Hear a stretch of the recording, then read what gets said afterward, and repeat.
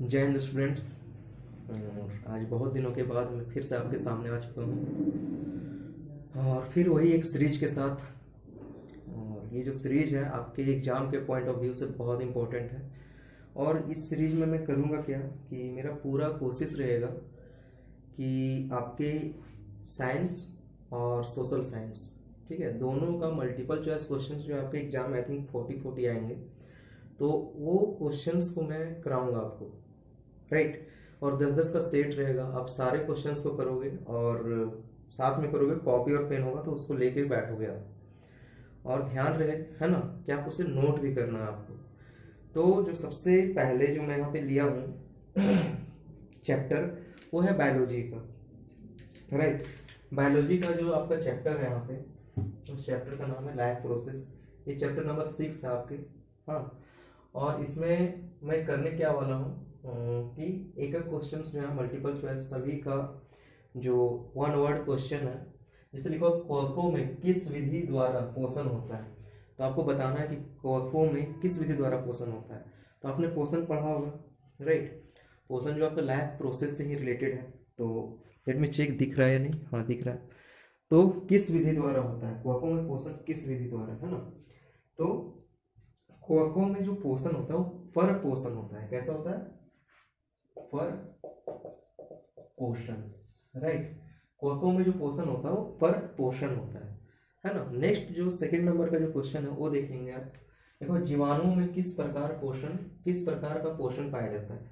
तो बताइए, जीवाणुओं में किस प्रकार का पोषण पाया जाता है। आप पढ़े होंगे तो आप उसका आंसर खुद से करोगे, और फिर भी अगर नहीं हो पाए तो मैं उसको बोर्ड पे करूँगा। तो आप बताओ, आप याद करके लिखो कॉपी में, मैं बता देता हूँ किस प्रकार का पोषण होता है जीवाणुओं में। बताएं, जीवाणु क्या करता है? दूसरे जीव पे डिपेंडेंट रहता है ना। दूसरे जीव पे क्या होता है? डिपेंडेंट। तो ये परजीवी पोषण, परजीवी पोषण, राइट। परजीवी पोषण कौन हो गया? ये जीवाणु। जीवाणुओं में किस प्रकार का पोषण होता है? परजीवी पोषण होता है इसमें, ठीक है। उसको लिखो स्वपोषी के 2 उदाहरण दीजिए। किसके उदाहरण देना है आपको? स्वपोषी का, ठीक है। तो आपको 3 तरह का पोषण बताया था, 3 तरह का, ठीक है। उसमें से एक है स्वपोषी का उदाहरण आपको बताना है। वो भी कितने उदाहरण बताना है? 2 उदाहरण बताने हैं, राइट। कितने उदाहरण? 2 उदाहरण बताने हैं आपको। किसके? स्वपोषी, ठीक है। तो बताइए कौन कौन से वो जीव हैं जो अपना भोजन खुद से तैयार करते हैं, है ना। आपको पता होगा स्वपोषी का के बारे में।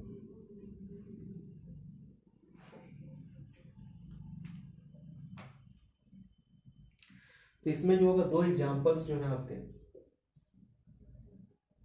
ठीक है। एक हो जाएगा ग्रीन प्लांट्स और दूसरा होगा क्लोरोबैक्टीरिया। क्लोरोबैक्टीरिया, ये 2 हो गया, पहला और ये दूसरा। Green plants and chlorobacteria, right. ये 2 चीज हो गया। तीसरा नंबर जो है एग्जांपल, तीसरा नंबर जो क्वेश्चन है, तीसरा हो चुका है। चौथा देखिएगा, चौथा बोल रहे हैं कि विषम पोषी के 2 उदाहरण बताइए। भाई, इससे आसान क्वेश्चन कौन सा होगा? विषम पोषी का 2 उदाहरण, है ना। There are 2 types of nutrition, है heterotrophic and autotrophic nutrition, right. स्वपोषी एंड विषम पोषी, है ना। तो विषम पोषी के 2 एग्जांपल्स आपको पूछे जा रहे हैं, तो आप बताएंगे विषम पोषी के 2 एग्जांपल क्या क्या होंगे। विषम पोषी का 2 एग्जांपल,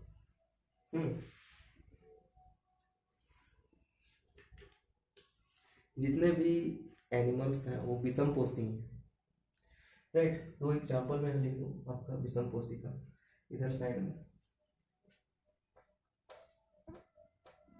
एक हो जाएगा आपका ह्यूमन और दूसरा हो जाएगा काउ। ह्यूमन का मतलब मानव हो गया, और काउ, काउ मीन्स गाय। ये चौथा का मैंने बता दिया है। नेक्स्ट है फोर्थ नंबर का आंसर बता दिया। फोर्थ है उस वर्णक का नाम लिखें जो सौर ऊर्जा को ग्रहण करता है। उस वर्णक का नाम लिखें जो क्या करता है? सौर ऊर्जा को क्या करता है? ग्रहण करता है। बताएं, उस वर्णक का नाम लिखें जो सौर ऊर्जा को क्या करता है? ग्रहण करता है। उस वर्णक का नाम लिखें जो सौर ऊर्जा को क्या करता है?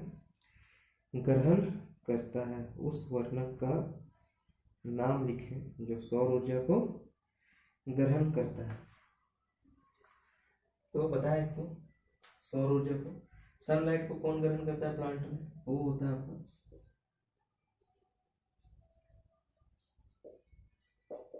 क्लोरोफिल होता है, राइट? क्या होता है? क्लोरोफिल। क्लोरोफिल जो है वो क्या करता है? सनलाइट को अब्जॉर्ब करता है, सनलाइट को ग्रहण करता है ना? नेक्स्ट क्वेश्चन देखेंगे आप। वह प्रक्रिया जिसके द्वारा स्वकोषी अपना भोजन बनाते हैं, वह प्रक्रिया जिसके द्वारा स्वकोषी अपना भोजन बनाते हैं, ठीक है? तो ये जो होगा आपका क्या हो जाएगा?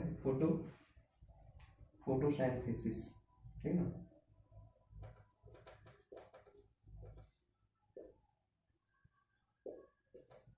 Photosynthesis is a process by which plant make their own food with the help of sunlight, right? Minerals, chlorophyll, carbon dioxide, है ना? तो ये होता है आपका वह प्रक्रिया जिसके द्वारा स्वकोषी अपना भोजन निर्माण करते हैं। नेक्स्ट है ग्लूकोज के पायरुवेट में बदलने का कार्य कोशिका किस, देखिए भाई आप लोग ध्यान से, ग्लूकोज जो है वो पायरुवेट में चेंज हो जाएगा, किसमें? पायरुवेट में। कहाँ चेंज होता है, कहाँ ये चेंज होता है? ग्लूकोज के पायरुवेट में बदलने का कार्य किस भाग में होता है? कोशिका के किस भाग में होता है? तो बताएंगे किस भाग में होता है? ग्लूकोज के पायरुवेट में चेंज होना कोशिका के किस भाग में होता है? बताएं। ग्लूकोज जो है पायरुवेट में बदलेगा कोशिका किस भाग में? तो ये जो होता है साइटोप्लाज्म। कहाँ?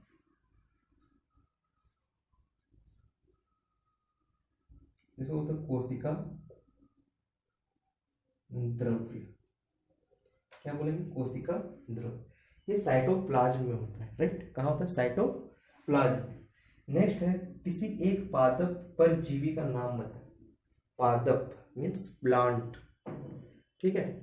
प्लांट, किसी एक पादप परजीवी का नाम बताएं। बताइए किसी एक पादप परजीवी का नाम। इतना तो आपसे एक्सपेक्ट कर ही सकता हूँ कि आप इसका आंसर बताओगे, है ना? चलिए। तुम अकेला ही अक्सर गिर के संभल सकता हूँ, तुम जो पकड़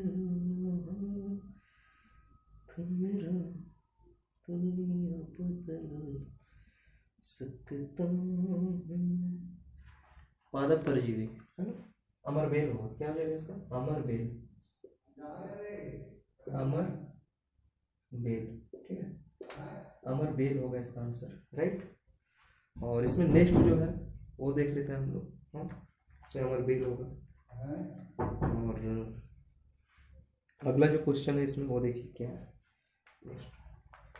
अमीबा के किस अंग में पाचन क्रिया होती है? अमीबा के किस अंग? अमीबा जान ही रहे हैं क्या है अमीबा, है ना? ये यूनिसेलुलर ऑर्गेनिज्म होता है अमीबा। ये जो है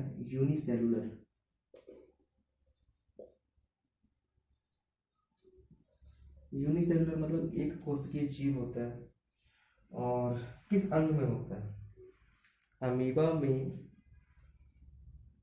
अमीबा के किस अंग में पाचन क्रिया होती है? तो बताएं किस अंग में पाचन क्रिया होती है? पाचन क्रिया कहाँ होती है?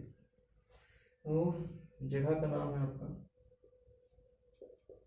खाद धानी, ठीक है? खाद धानी में क्या होता है? अमीबा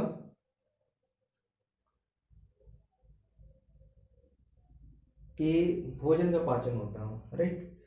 एक लास्ट क्वेश्चन वो देखना। लास्ट क्वेश्चन क्या है, आपको क्या कहा जा रहा है लास्ट में? शरीर में पाए जाने वाले जैव उत्प्रेरक का नाम बताएं। देखिए सबसे पहले आप ये समझिए कि उत्प्रेरक क्या होता है ना? उत्प्रेरक क्या होता है? तो उत्प्रेरक जो है उसको हम लोग बोलते हैं, उत्प्रेरक को हम लोग बोलते हैं जैसे किसी भी रिएक्शन को जो चीज हाई कर दे या तो फिर लो कर दे, मीन्स रेट ऑफ रिएक्शन, ठीक है ना? रेट, तो ये चीज होता है। कहने का मतलब ये है कि उत्प्रेरक मीन्स कैटलिस्ट। कैटलिस्ट जो ह्यूमन में होता है आपका, उसको बोलते हैं एंजाइम, बोलते हैं क्या बोलते हैं, एंजाइम बोलते हैं, राइट। और शरीर में पाए जाने वाले जैव उत्प्रेरक को क्या कहते हैं, ये हो गया आपका एंजाइम कहते हैं उसको। और there are 10 questions that we have done today, and in next class we will have to also do next 10 questions related to your science subject ना।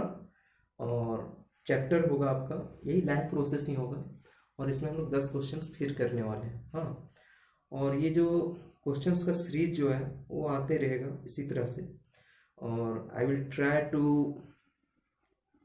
Maintain this series completely from deep of my heart, मन से करूँगा, है ना।